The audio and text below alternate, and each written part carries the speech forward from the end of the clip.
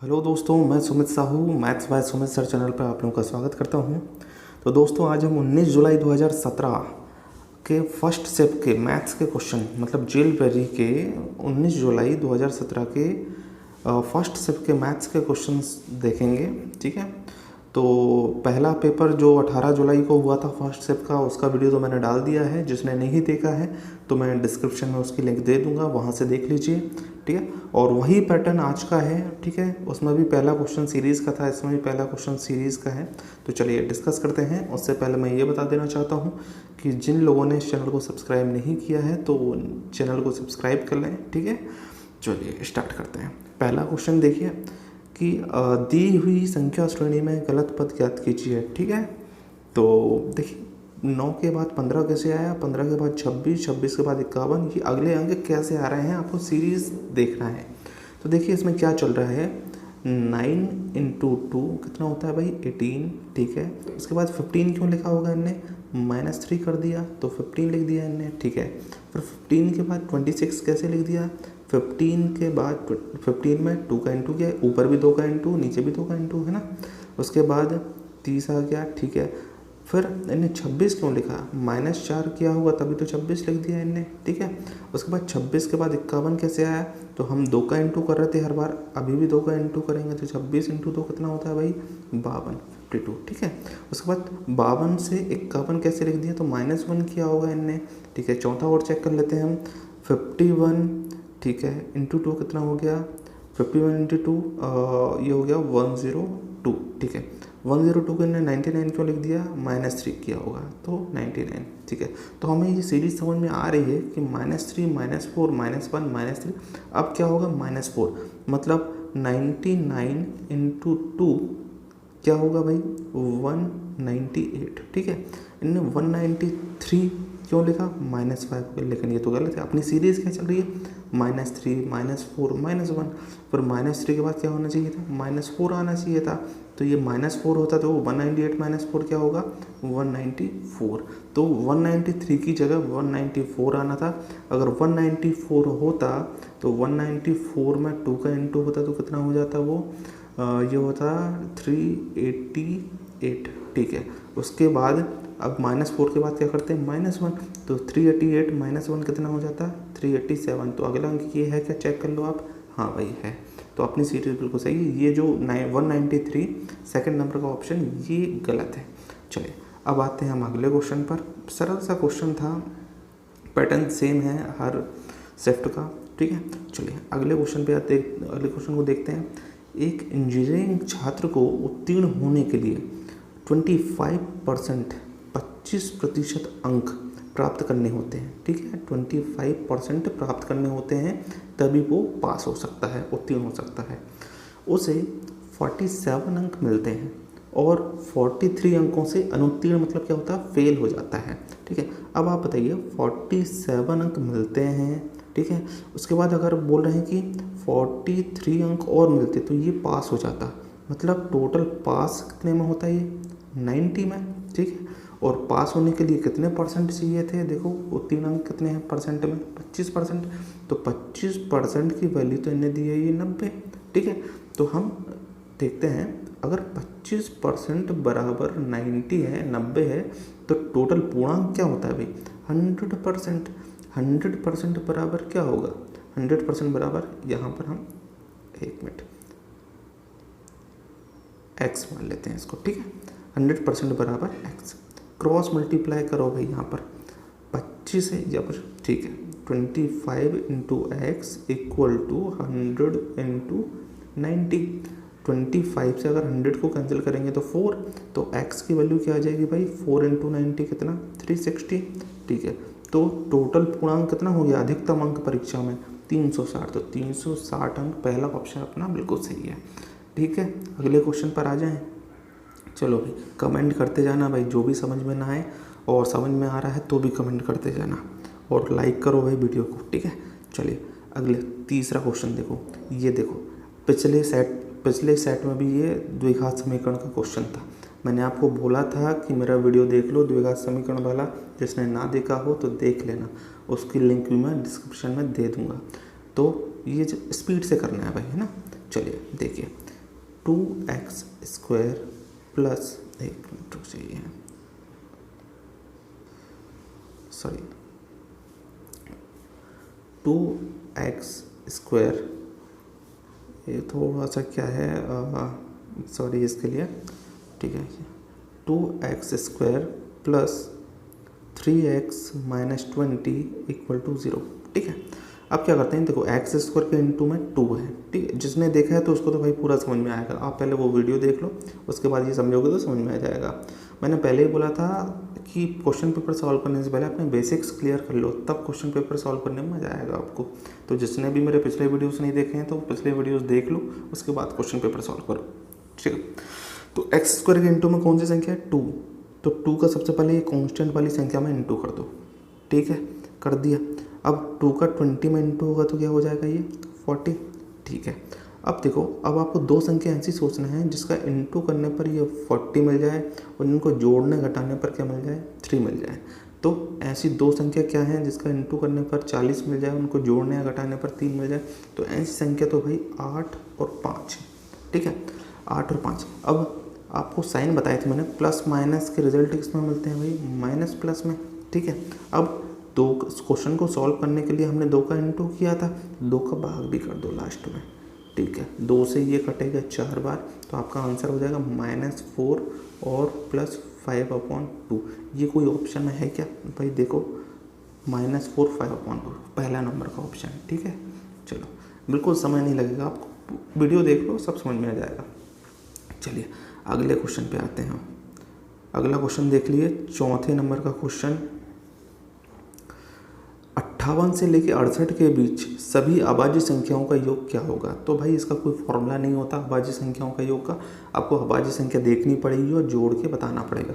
तो 58 से 68 के बीच प्राइम नंबर अभाज्य संख्या कौन कौन सी है भाई, पहली संख्या तो हो जाएगी आपकी 59, ठीक है, 59 अभाज्य संख्या आपको पता ही होगा। चलिए, उसके बाद अभाज्य संख्या कौन सी होगी, 61 होगी, ठीक है। 61 के बाद 63 नहीं है अभाज्य, 65 भी नहीं है, 67 है, 69 भी नहीं है, ठीक है। तो ये 3 अभाज्य संख्या, उनको जोड़ देते हैं हम। जोड़ने के बाद आएगा भाई 187, तो 187 ये चौथे नंबर का ऑप्शन सही हो जाएगा आपका, ठीक है। सरल क्वेश्चन था, कर लोगे आप। 5वें क्वेश्चन पे देखते हैं। 5वां क्वेश्चन बोल रहा है कि एक समबाहुभुज की आंतरिक कोणों का योग 1800 डिग्री है, भुजाओं की संख्या बताइए।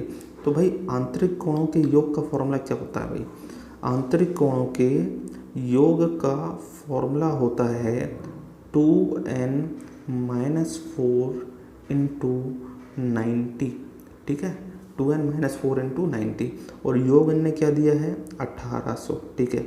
यहाँ पर n क्या होता है, n मतलब भुजाओं की संख्या, जो इनने नहीं दी है, ठीक है, इंटू में 90। अब ये 90 से 1800 को कैंसिल कर सकते हैं, 0 से 0 कैंसिल, ठीक है, 9 से 180 को कैंसिल करेंगे 20, ठीक है। तो अपने पास क्या बचा भाई, 20 = 2n - 4, -4 इस तरफ आएगा तो +4 हो जाएगा, 24 = 2n। 2 से अगर 24 को कैंसिल करेंगे तो भुजाओं की संख्या आ गई भाई 12, और इन्हें ये पूछा था कि भुजाओं की संख्या कितनी है, तो 12 आंसर, ठीक है। चलिए, सरल क्वेश्चन था ये समबाहुभुज में, मैं आपको पूरा टॉपिक समझा दूंगा, ठीक है, वीडियो बना दूंगा इस पर। चलिए अगले क्वेश्चन पे आते हैं। एक समचतुर्भुज का क्षेत्रफल क्या होगा जिसकी एक भुजा 17 सेंटीमीटर है और एक विकर्ण 16 सेंटीमीटर है। तो सबसे पहले समचतुर्भुज क्या होता है भाई, समचतुर्भुज क्या होता है ये समझ लेते हैं अपन।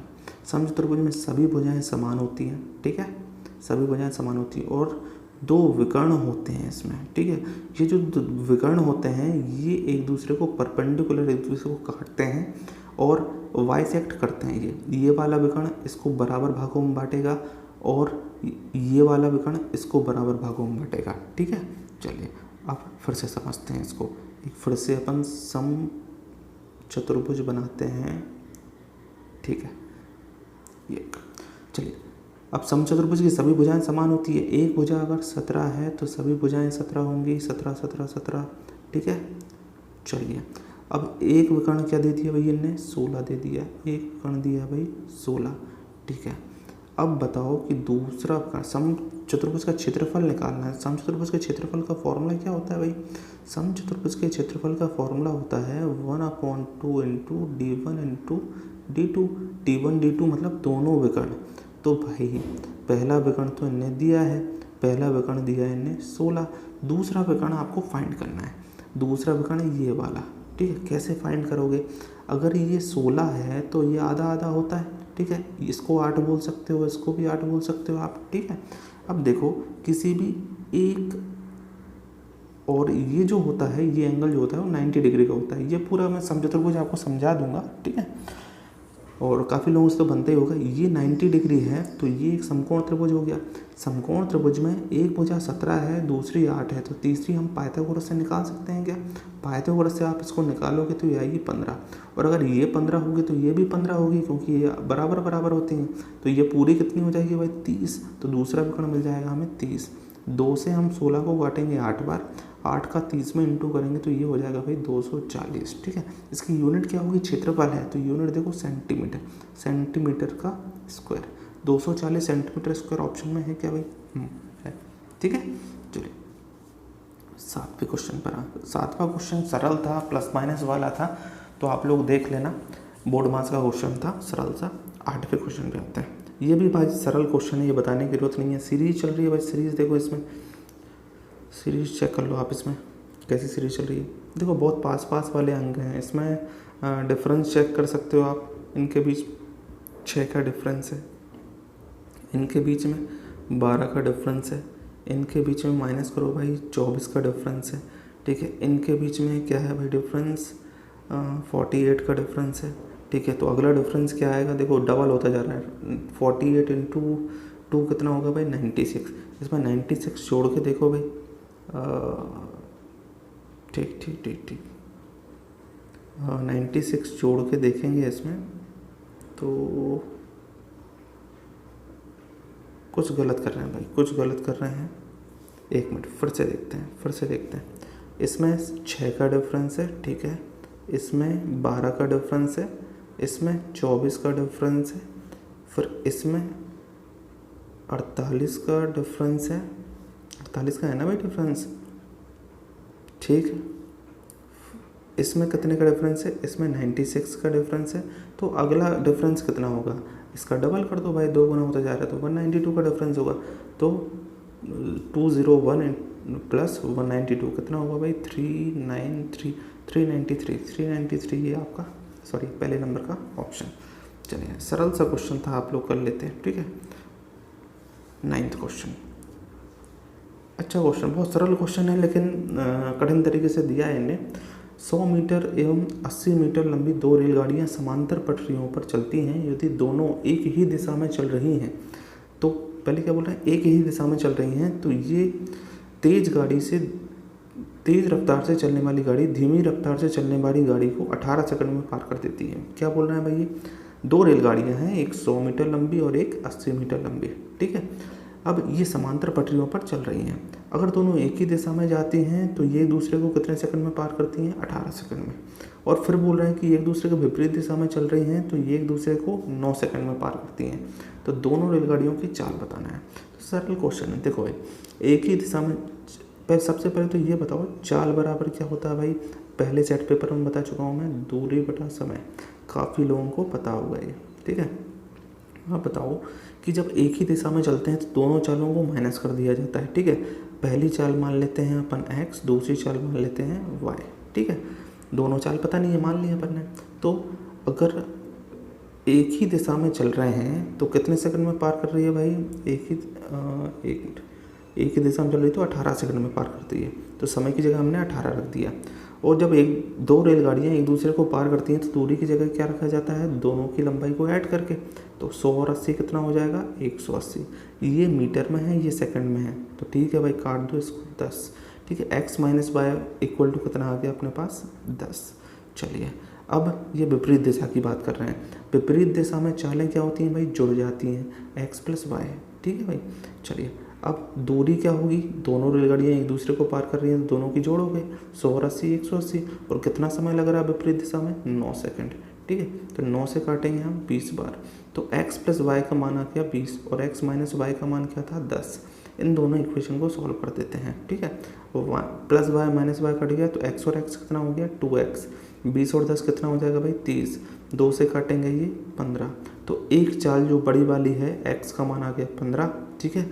और दूसरी चाल कितना आ जाएगा, अगर दोनों का योग 20 है तो एक 15 है तो दूसरी क्या होगी 5 होगी, तो 15 और 5 दोनों की चालें आ गई यहाँ पर। बहुत सरल क्वेश्चन था ये, ठीक है। अगले क्वेश्चन पे आते हैं। चलिए, राम की वर्तमान आयु उसके पिता की वर्तमान आयु की 1/6 है। राम की वर्तमान आयु कितनी है भाई, पिता की वर्तमान आयु की 1/6, ठीक है। अब पिता को अगर इस तरफ लाओगे आप तो राम और उसके पिता की आयु का अनुपात क्या बचेगा यहाँ पर 1/6, ठीक है। दोनों की वर्तमान आयु का अनुपात मिल गया 1/6। अब बोल रहे हैं कि दोनों की वर्तमान आयु के बीच 35 वर्ष का अंतर है। भाई हमें तो यहाँ पर कितने का अंतर दिख रहा है, 6 में से 5 1 माइनस किया 5 का अंतर दिख रहा है, लेकिन इनने क्या बोला कितने का अंतर है 35 का, ठीक है। तो 5 यूनिट, अपनी 5 यूनिट बराबर कितना वर्ष है 35, तो 5 से कटा 1 यूनिट बराबर कितना वर्ष हो गया यहाँ पर 7 वर्ष हो गया, ठीक है। अगर 1 बराबर 7 वर्ष है तो हमें निकालना क्या है पिता की वर्तमान आयु क्या मानी आपने 6 यूनिट। 1 यूनिट का मान 7 वर्ष है तो 6 यूनिट का मान कितना होगा भाई, क्रॉस मल्टीप्लाई करो, x का 1 में इंटू किया x और 7 का 6 में इंटू करेंगे तो 42, x का मान हो जाएगा 42 वर्ष। 42 वर्ष थर्ड नंबर का ऑप्शन। हाँ भाई 12 क्वेश्चन देखो, एक बंदर 14 मीटर ऊंचे चिकने खंभे पर चढ़ने की कोशिश करता है। पहले मिनट में वह 2 मीटर ऊंचा चढ़ता है और दूसरे मिनट में 1 मीटर नीचे फिसल जाता है। यदि बंदर इसी तरह से चढ़ता रहे तो शिखर पर पहुंचने में कितना समय लगेगा, ठीक है। एक बंदर है, ठीक है, एक बंदर है वो एक खंभे पर चढ़ता है, ठीक है। 1 मिनट में 2 मीटर चढ़ता है, मान लेते हैं ये 1 मीटर और ये 1 मीटर, 2 मीटर चढ़ गया, 1 मीटर ये फिर 1 मीटर ये, ठीक है, 2 मीटर चढ़ गया। अगले मिनट में क्या करता है वो 1 मीटर नीचे फिसल जाता है। तो चढ़ कितना पाया वो 1 मीटर चढ़ पाया, कितने मिनट में 2 मिनट में, ठीक है ना भाई। 2 मिनट में कितना चढ़ पाया आपको 1 मीटर। तो आप कैसे कैलकुलेट करोगे इस क्वेश्चन को, कितना चढ़ पा रहा है पहले मिनट में 2 मीटर, तो पूरी जो लंबाई है उसमें से आप 2 मीटर माइनस कर दो तो 14 माइनस 2 कितना हो जाएगा 12 मीटर। 12 मीटर कितने मिनट में चढ़ पाएगा ये देखो, 1 मीटर 2 मिनट में, तो 12 मीटर 24 मिनट में चढ़ पाएगा, ठीक है। अब 12 मीटर 24 मिनट में चढ़ पा रहा है, ठीक है। तो अगले मिनट में 25वें मिनट में क्या होगा, ये 2 मीटर चढ़ रहा है, 2 मीटर चढ़ेगा तो 12 और 2 कितना हो जाएगा 14 मीटर हो जाएगा। तो 25 मिनट इसका आंसर होगा। 25 है क्या ऑप्शन में, नहीं है, इसमें से कोई नहीं, आपका आंसर होगा, यही सही जवाब है, ठीक है। इस तरह से कैलकुलेट करना है आपको। चलिए अगले क्वेश्चन पे आते हैं। रीजनिंग का क्वेश्चन है वैसे ये 13 क्वेश्चन देखिए। इनने बोला है कि 3 संख्याओं के मध्य की संख्या क्या होगी जो 5:2:3 के अनुपात में है और इनके वर्गों का योग 1862 है, ठीक है भाई। देखो इन संख्याओं को कुछ मान लो। अब पहली संख्या 5x, दूसरी संख्या 2x और तीसरी संख्या क्या है अपने पास 3x। इनके वर्गों का योग, ठीक है, इनके वर्गों का योग मतलब जोड़ दो इनको। इनने दिया है वह कितने के बराबर 1862 के बराबर। तो 5x का स्क्वायर क्या होगा भाई 25x स्क्वायर, ठीक है, प्लस फिर 2x का स्क्वायर क्या होगा 4x स्क्वायर, प्लस 3x का स्क्वायर क्या होगा 9x स्क्वायर, ठीक है, और ये 1862, ठीक है। अब इनको जोड़ दो भाई, 25 और 4 29, 29 और 9 कितना हो जाएगा भाई 38x स्क्वायर इक्वल टू 1862 1862। 19 से काटो भाई, 19 से 2 बार, 19 से ये कटेगा, 19 नाम 100 हाँ 19 नाम 171, 19 अट्ठे 152, 2 से फिर 98 कटेगा 49 बार। तो ये एक्स स्क्वायर बराबर हो जाएगा 49 को 7 का वर्ग लिख सकते हैं, 2 से 2 कटेगा, x का मान आ जाएगा 7, ठीक है। अब x का मान 7 आ गया। इनने क्या पूछा था 3 संख्याओं के मध्य वाली संख्या क्या होगी, मतलब 2x का मान बताना है। तो 2 × x का मान कितना आ गया हमारे पास 7, 2 इंटू 7 कितना होता है भाई? 14। 14 तीसरे नंबर का ऑप्शन। चलिए अगले क्वेश्चन पर आ जाते हैं। 14 नंबर का क्वेश्चन देखिए। ए, बी और सी एक काम का ठेका 550 रुपये में लेते हैं। ए और बी मिलकर कार्य का 7/11 हिस्सा पूरा कर लेते हैं। सी को कितना प्राप्त होता है? ठीक है, ए बी सी काम का ठेका ले रहे हैं। ए बी सी काम का ठेका ले रहे हैं कितने रुपए में? 550 रुपये में। ठीक है, अब 550 रुपये में ठेका ले लिया इनने। अब ए और बी मिलकर कितना काम कर लेते हैं? 7/11 हिस्सा। ठीक है, तो सी कितना काम करता होगा? अगर देखो ए और बी ने 7/11 काम किया, मतलब 11 में से कितना काम किया? 7। तो सी के लिए कितना बचा? 11 में से 7 माइनस किया, 4 काम बचा। ठीक है ना, ए और बी ने 7 काम कर लिया और सी ने 4 काम कर लिया। अब जितना जितना काम करेंगे उसी हिसाब से तो पैसे बांटेंगे ना। तो 550 को बांट दो। ठीक है, कैसे बांटते हैं भाई? इन दोनों कितना कितना काम किया? ए और बी ने 7 काम किया, ठीक है, और सी ने कितना काम किया? 4। तो दोनों के काम का रेशो ये हो गया। तो जितना जितना काम करेंगे उतने उतने पैसे मिलेंगे। तो सी ने कितना काम किया? 4। कितने में से? 7 और 4 11 में से। 11 से काटो भाई 50 बार, 50 का 4 में इंटू किया 200।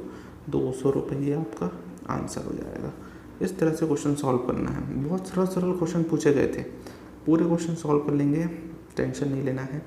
15 क्वेश्चन देखिए। अगला क्वेश्चन, ए बी सी किसी कार्य को क्रमशः 6, 8, 12 दिनों में कर सकते हैं। तीनों मिलकर पूरा कार्य करते हैं, 1350 रुपये मिलते हैं। तो बी का मान बताइए।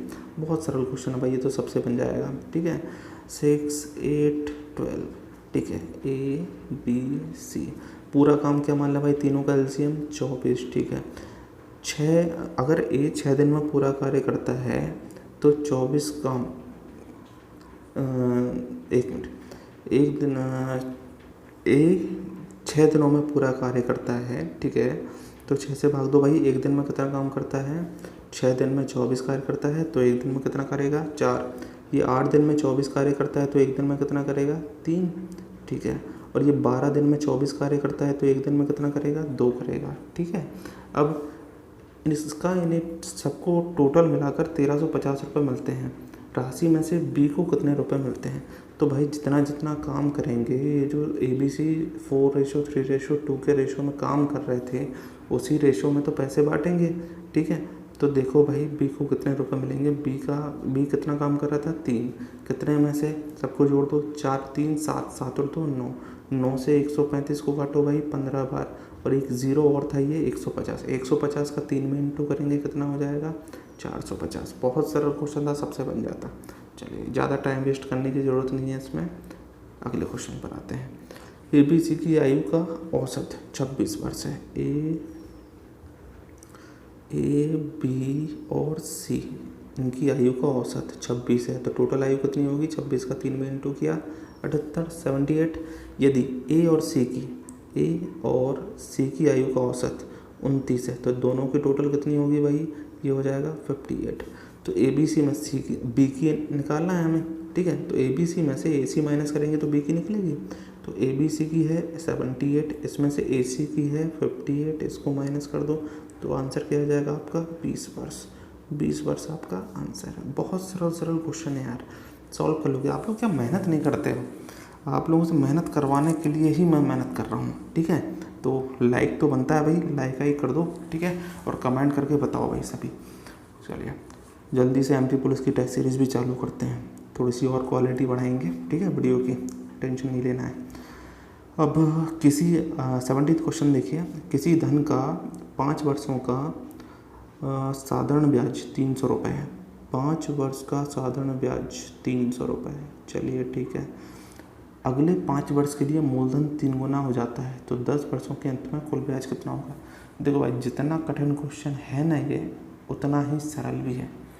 साधारण ब्याज में क्या होता है?